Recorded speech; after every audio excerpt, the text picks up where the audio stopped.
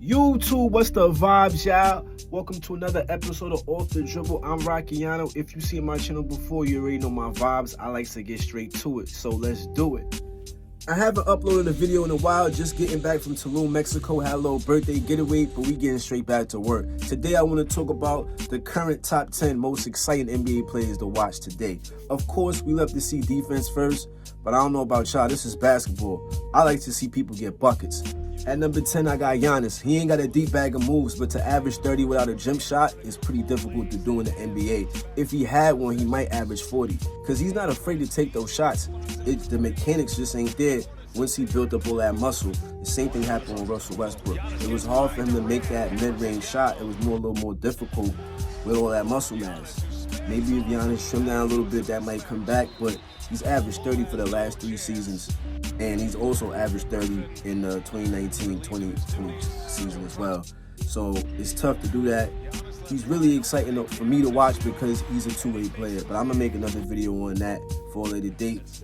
At number 9, I got SGA, my guy Shea, another 30-a-night bucket getter, could score from anywhere on the court. He reminds me of so many different players like Rod Strickland, a little Iverson, a little Tim Hardaway, a little Kyrie because he's good with angles.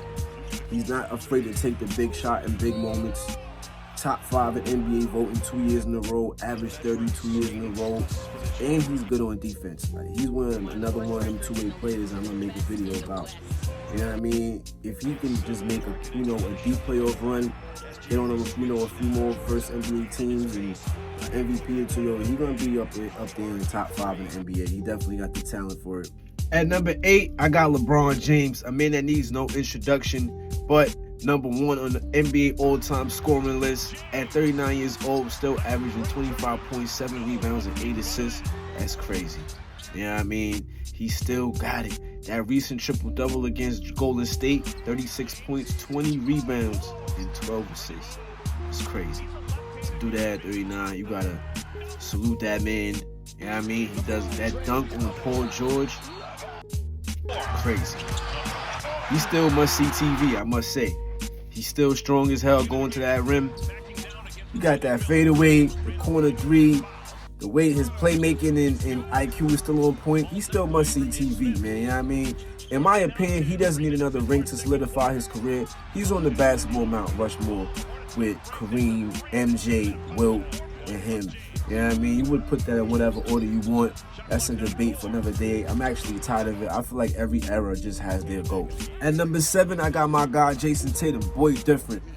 You know, being a New Yorker, I'm not allowed to be a Celtics fan, but I wasn't mad when they was in the finals against the Warriors, and I wouldn't even be mad if they won. I'm such a fan of Jayson Tatum game, although he did disappoint me in those finals, and he does disappear sometimes in big moments, but I feel like he's going to get it together one year. I really believe in his game. 27 points this season, 8 rebounds, 5 assists. He got that jump shot that's unstoppable. You know, I feel like if you could go in the lab and give him, he's Kobe, Paul Pierce, and KD in one. Jump shot is unstoppable. Just coming up court and it's like unblockable, damn near. I barely see his shot get blocked.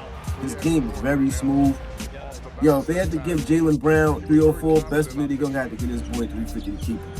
He still averages still a game, so he ain't no slouch on defense. He ain't the best defender, but number 6, I got Luka Donic. I don't know how he's not higher up on the MVP ladder this year, but he deserves it. He's damn near averaging a triple-double, 35 points, 9 rebounds, and 9 assists. It's crazy. He's like this generation Larry Bird without the defense. Because Larry Bird averaged 2 steals and almost a block a game for his career, but Luka is amazing. 73 points this season. At the ball, Doncic using his size and using the angle off the glass. Alice is at 48%. Under a minute to go in the first. Williams, hard drive. When he's him and Kyrie is different. They just missing like one piece, and Dallas is off to the races. I'm telling you, but Luka, he definitely gonna win a couple MVPs and a couple championships. I could see him getting at least 2-3 championships before it's all said and done. Guy is different, man. Averaging almost a triple, 35 points. That man different. That man different. Number 5, Joel Embiid. That would have been back-to-back MVP if it was not for injuries. The homie could score from anywhere. At almost 300 pounds, Euro stepping, floaters, fadeaways, three-pointers, in the paint. He's this generation's Hakeem. Got great footwork, defense. Yeah, he's that man. That's my guy, man. You know, I would have loved to see him win back-to-back MVP. And eventually, I want to see him win the championship, man. He deserves it. I ain't going to hold you. Although he does disappear as well, I'm going to keep it real with y'all. Everybody that does disappear, he's one of them in the playoffs sometimes. So, you know, him and James Harden definitely disappeared last year for Philly, and that killed them. But that man is definitely somebody I also always tune into when he's playing, because Hakeem Olajuwon is my favorite big man ever. The dream was that man. Number 1 on the all-time blocks list. I told you I'm a defense guy. But yo, number 5, Joel Embiid. Number 4, Steph Curry, the best shooter in NBA history. This man is a video game. He really plays like how you would play it back at NBA Live 2005 or 2K5, whatever game it was back in that day when you was just out there wilding and just making threes from anywhere. He changed this era of basketball. I would first credit it to D'Antoni with the fast pace and shooting under, 13 seconds or whatever I think it was. But this man, for him to come off, off the dribble how he does and just shoot and make anything from anywhere from 3 is crazy. Definitely a way better shooter than Larry Bird, Reggie Miller, and anybody, Ray Allen. These was all great shooters. But this guy, the way he just, it's not fair. You ever see Steph Curry make those threes, those long shots from the tunnel where they run out of, or in the first row of the bleachers, and he makes these shots? And still doing it till this day. How many 402 threes? Is that the most in NBA history? I can't remember, but come on, bro. At number 3, Kevin Durant. If it wasn't for injuries, I feel like he'll be a lot higher than 10th on the all-time scorer list. And I feel like he's going to be 8th by the time this season is done, passing Melo and Shaq. To me, he still got the best mid-range shot in the game today. And Steve Kerr once said sometimes in practice he couldn't tell who had the better jump shot, him or Steph. That's to tell you how great this man's offensive game is. Y'all already know scoring is what he do. If that's what you want to see, there's some nights that ain't nobody better than Washington Kevin Durant. The only person I feel like that can block his shot is Wemby. This is similar to Jayson Tatum, like these unblockable shots, they shooting in your grill, and there's nothing you can do about it, and they're making it. That's a God-given talent. That man is different. He got to chill on the GOAT talk, though. That's one of my favorite players. I feel like he could possibly be the best offensive player we ever seen in NBA history, in my opinion. And, a lot of other people feel like that. But the GOAT talk, he's lacking some MVPs and some rings as the leader.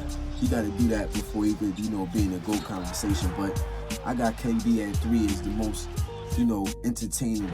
At number 2, Anthony Edwards. I like flashy scorers like Kobe, T-Mac, Allen Iverson, and of course Michael Jordan. Anthony Edwards got some similar Jordan dribble patterns that lead into mid-range shots, fadeaways. He could pull up 3 on you, dunk on you.